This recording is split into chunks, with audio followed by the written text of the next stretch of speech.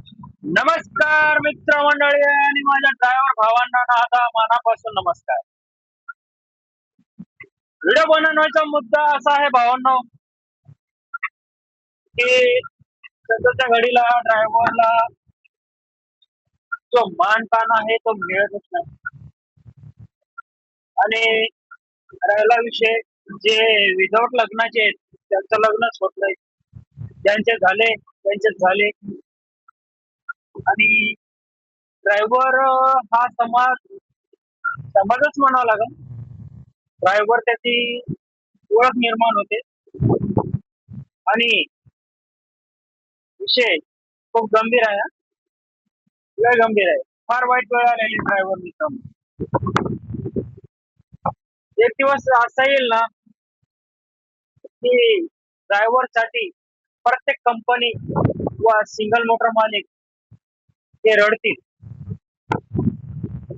आपण ड्रायव्हर असून आपण एवढं कष्ट करतो आणि एक देशाचा चक्का चालवतो. चक्का हे समजणाऱ्याला समजून जाईल.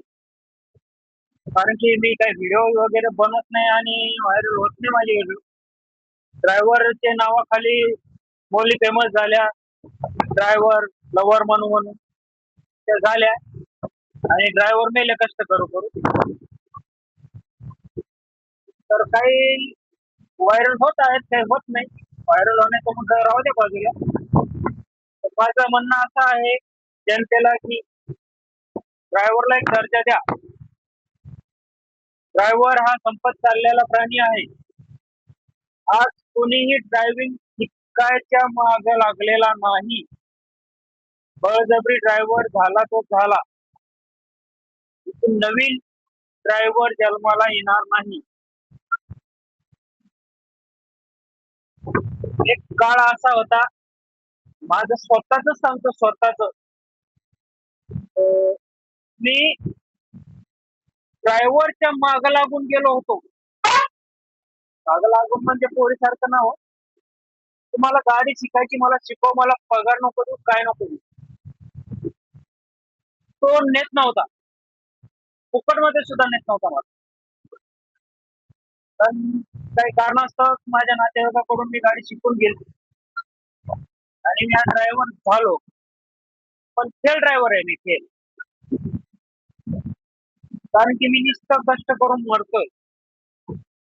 माझा पाठीमाग काही बँक बॅलन्स झाला नाही, काही नाही, काही नाही. तेव्हा माझं लग्न झालं म्हणून झालं, नाही तर आज मी भीक मागली असते आणि मला लग्न झालं नाही. सत्य परिस्थिती सांगतो बरं का, असू नका माझ्या व्हिडिओला. ही वेळ प्रत्येक ड्रायव्हर आलेली आहे. आणि विचारा, जे विदाऊट लग्नाचे आहे आणि ते ड्रायव्हर आहे आणि गाडी चालवते त्यांना पण विचारा, सत्य परिस्थिती आहे की नाही आहे. हा, उगत नाही. पूर्ण भार घ्यावा लागतो. पब्लिकचे बोलणे खा. मोटरसायकलवाला शिव्या देऊन जातो. मालावाला शांत झोपतो. माल चोरी झाला तर भरपाई करून ड्रायव्हर आणि गाडी मालक देतो. समजलं ना? जेणेकरून परेशान करू नका मित्रांनो ड्रायव्हर लोकांना. धन्यवाद.